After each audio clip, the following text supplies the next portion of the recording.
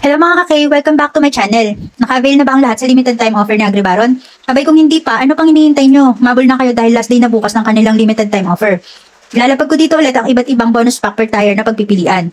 At dahil last day na nga bukas, ay pag-usapan na natin ngayon ang last na dalawang seed na hindi pa natin nakukompute kung magkano ang posible na maging income nito kung ito ang inyong i-avail sa investment.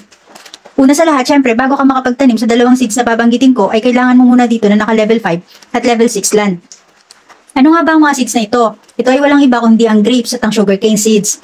Ang grapes ay kailangan na maka-level up ka into level 5 land para maitanim mo ito. Habang ang sugarcane naman, kailangan naka 6 level muna ang land bago matamnan. Ngayon naman, dumako na tayo sa kung magkano nga ba ang maaari mong kitain kung itong dalawang seed na ito ang pipiliin mong gamiting investment.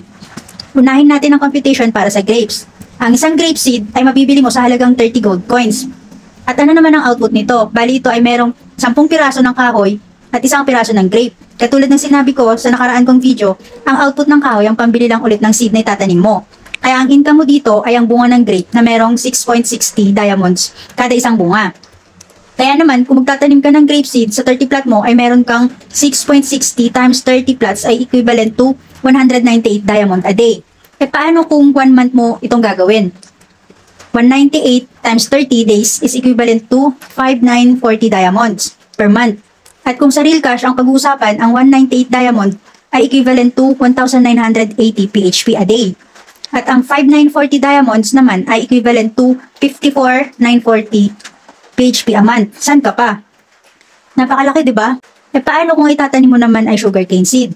Ang sugarcane seed ay mabibili mo sa halagang 60 gold coins. At ang output nito ay 20 na kahoy at isang bunga ng sugarcane. Ganon ulit ang sugarcane ang pinaka-income dito. Ang isang bunga ng sugarcane ay nagkakahalaga ng 12 diamond ang isa.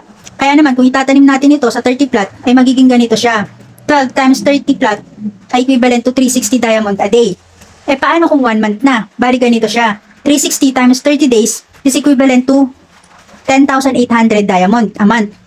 Alam mo ba kung magkano yon sa real cash? Ang 360 diamond ay equivalent to 36 PHP a day.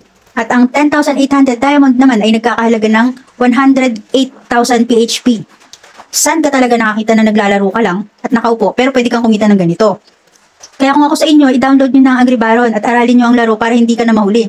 Lalo na at last day na bukas ng limited time offer nila. Sayang kung hindi ka makakahabol dito.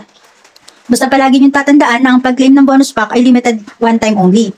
Kaya piliin ng mabuti kung ano talaga ang gusto nyong i-claim. At sa customer service kayo didiretso kapag nag-claim kayo.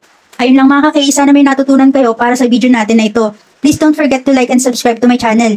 Ilalagay ko ang download link sa baba na ito at pati na rin ang invitation code. Ilalagay ko rin ang link sa description link ko para kapag gusto mong sumali ay pwede kayong sumali. At pwede kayong magtanong sa akin doon kung meron kayong mga katanungan.